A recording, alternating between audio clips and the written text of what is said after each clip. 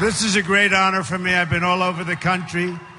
Today we were in Maine and we were in New Hampshire, where we're doing amazingly well. We're doing well everywhere. A poll just came out. The Rasmussen poll, we're 2 points up nationally. We're going to do well. And I want to thank you so much for that welcome. Let me begin by expressing my gratitude to Shali. Great. Come here. Come. Great guy.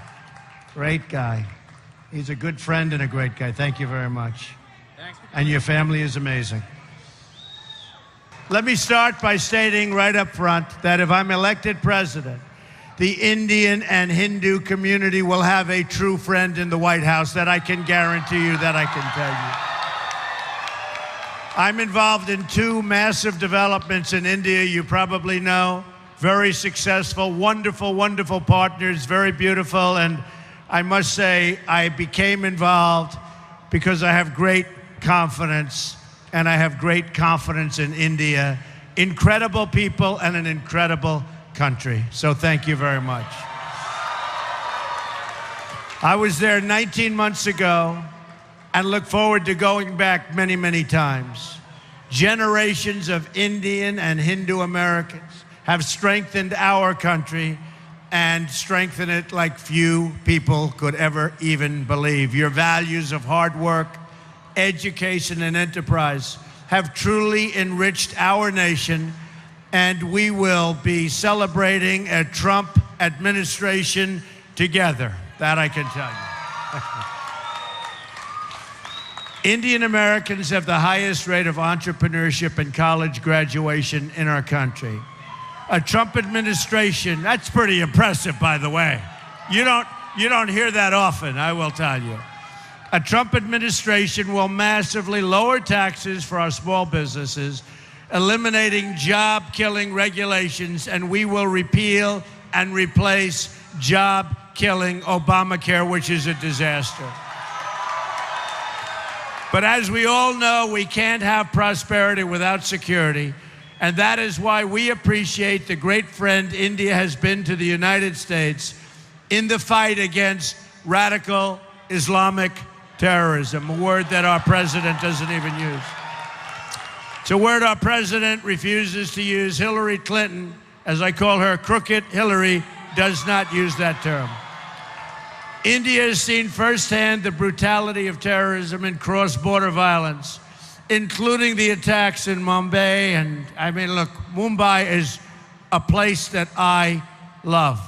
It's a place that I understand. So for all of the people in Mumbai, the attack on Indian Parliament, absolutely outrageous and terrible. We will defeat radical Islamic terrorism. When I'm president, we will stand shoulder to shoulder with India in sharing intelligence and keeping our people safe mutually. This is so important in the age of ISIS, the barbaric threat Hillary Clinton has unleashed onto the entire world. India is key and a key strategic ally, and we don't want to even talk about it because there's nothing like the relationship that we will have. I look forward to deepening the diplomatic and military cooperation that is the shared interest of both countries. India is the world's largest democracy, an amazing statement, and is a natural ally of the United States. Under a Trump administration, we are going to become even better friends. In fact, I'll take the word even out because we are going to be best friends. There won't be any relationship more important to us.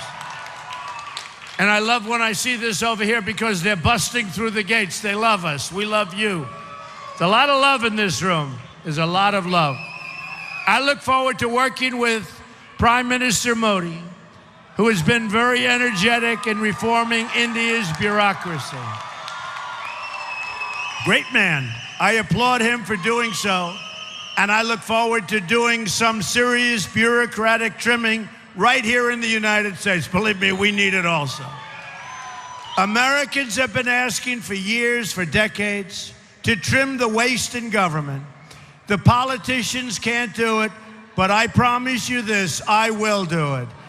The wasting of taxpayer dollars will finally, in the United States, come to an end. We're going to fix these bloated and corrupt bureaucracies. Hillary doesn't have the energy. She's right now resting. She's resting, waiting for the debate on Wednesday night. Did everybody see the last debate? That was an easy one. That was very easy. So, your great Prime Minister has been a pro-growth leader for India. He simplified the tax code and cut taxes, and their economy has grown 7% a year. Excellent. Our economy is practically not growing at all in the United States. Just about zero. And with a very, very bad jobs report just this last Friday. We'll take care of that. But when I'm elected, we're going to start growing again and growing very, very fast. My reforms on taxes, trade, regulation, and energy will add at least 25 million new jobs in the next decade. We will make America the greatest place in the world to invest, hire, grow, and to create new jobs, new technologies, and entire new industries. First, we will cut taxes for all working and middle-class households in America. We're going to go to 7, and you know what we had? We had 7 brackets. We're going to bring it down to 3 brackets, with low-income Americans paying no income tax at all. There will be a massive tax simplification. We waste over $9 billion a year in tax code compliance. That ends under a Trump administration. Business tax reform is at the center of our plan. We have the highest tax rates anywhere in the world, 35%, and we're going to bring that down to 15%, which will make us one of the lowest tax countries in the world. That's good. You like that. He likes that. That's good. We will also have the largest regulatory reform in American history. Every year, over-regulation costs our economy $2 trillion a year and reduces household wealth by almost $15,000. I'm going to pause new regulations and ask my department heads to identify every useless or wasteful job-killing regulation, and they will be eliminated. It's a big problem in this country. Some of the very finest regulations will go, and they will go fast. The elimination of our job-killing restrictions on American energy will end. My pro-energy reforms will add at least 500,000 new jobs per year, lower the prices of your energy bills for all American households. Finally, we must fix our terrible trade deals and protect America's intellectual property, something you know a lot about. America's annual trade deficit with the world is now nearly $800 billion a year. China is stealing our intellectual property. Guess how much intellectual property a U.S. government official says China stole last year?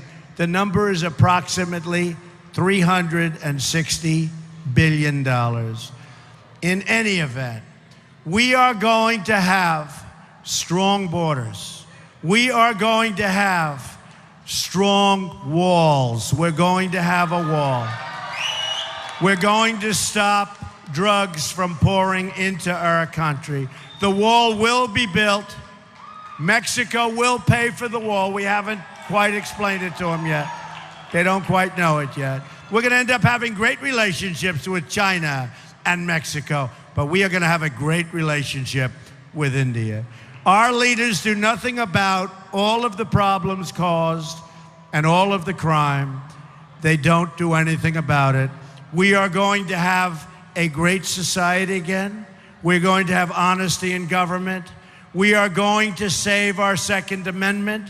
We are going to do so many things toward education, including the elimination of Common Core so we can bring our education local.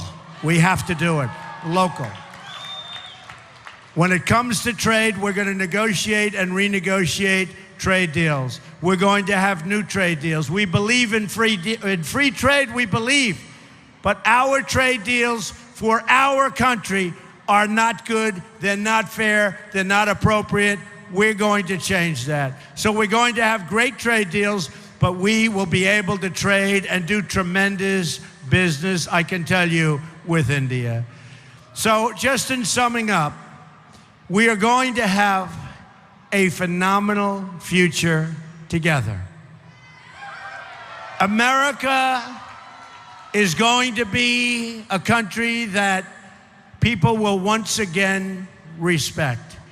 We will be wealthy again. We will be strong again. We will be powerful again and hopefully not have to use our power. But we will be powerful and we will be smart. Our military is depleted horribly. Our military will be fixed. We have great, great people. Our military will be, again, will be what America's military should be. America's military has to be strong, and America has to lead through strength. Lead through strength. We will produce jobs. We will bring back our great companies. They won't be leaving anymore, and lots of good things will happen. You know, when I started this campaign, it was very simple. I talked about strong borders. I talked about good trade. I talked about strong military. But I had a theme, and the theme was very simple. And the theme has resonated all over the world. And the theme is, just like on those hats, make America great again. And that's what we're going to do. I want to thank you all for being here. This is a great honor to have this kind of a crowd. Thank you very much. And thank you, sir. Great.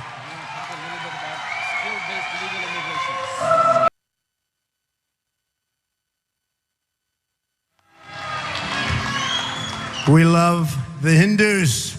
We love India. Thank you. Thank you, everybody.